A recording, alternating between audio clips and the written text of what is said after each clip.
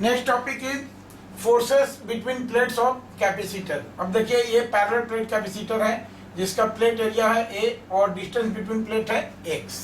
Right. तो हम जानते हैं कि what is capacitance of this capacitor. C is equal to क्या होता है epsilon naught a by d, और d क्या है 1 से अभी टाइमिंग के लिए, तो this is capacitance of capacitor is epsilon naught a divided by x. This is the capacitance. And energy stored in capacitor, energy stored in capacitor, ये कितनी होती है, this U is equal to q square by 2c, right। अब इस पर charge हम दिए हैं, दिस इज प्लस क्यू, और इस पर चार्ज है minus Q, right, inner side में। तो Q square by 2c which is equal to Q square divided by 2, और c का वैल्यू कितना है epsilon naught a by x, तो ये x क्या हो जाएगा ऊपर चला जाएगा। This is expression for energy stored in capacitor. Therefore हम लोग क्या जानते हैं कि किसी भी कंजर्वेटिव फील्ड में फोर्स का डिफिनेशन क्या होता है, F is equal to minus D U by D x,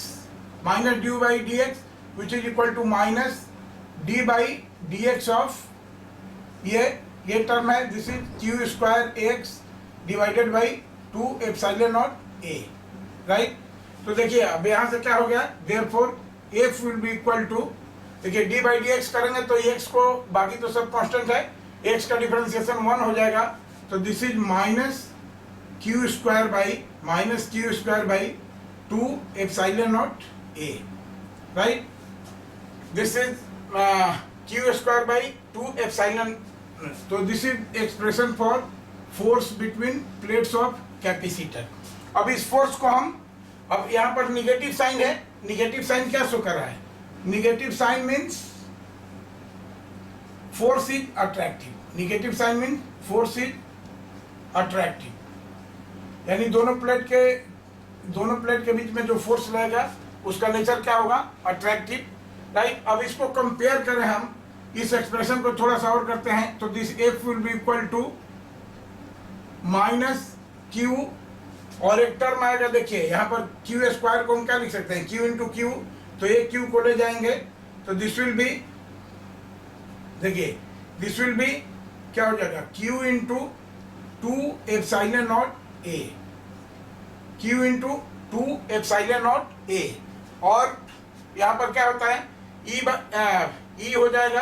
तो यहाँ से आ गया कि दिस इज हाफ, ये 2 को बाहर निकल दिया, हाफ क्यू, माइनस साइन तो ऑलरेडी है, हाफ क्यू और Q by epsilon not A. देखिए जो ये टर्म है, this is the expression for electric field between the plates of capacitor, जिसको रेट से किया है, तो this is equal to E। तो अब यहाँ पर देखिए, यहाँ पर थोड़ा कंट्राडिक्टरी है, force between plate of capacitor is minus half Q into E, और इन जनरल क्या होता है, इन जनरल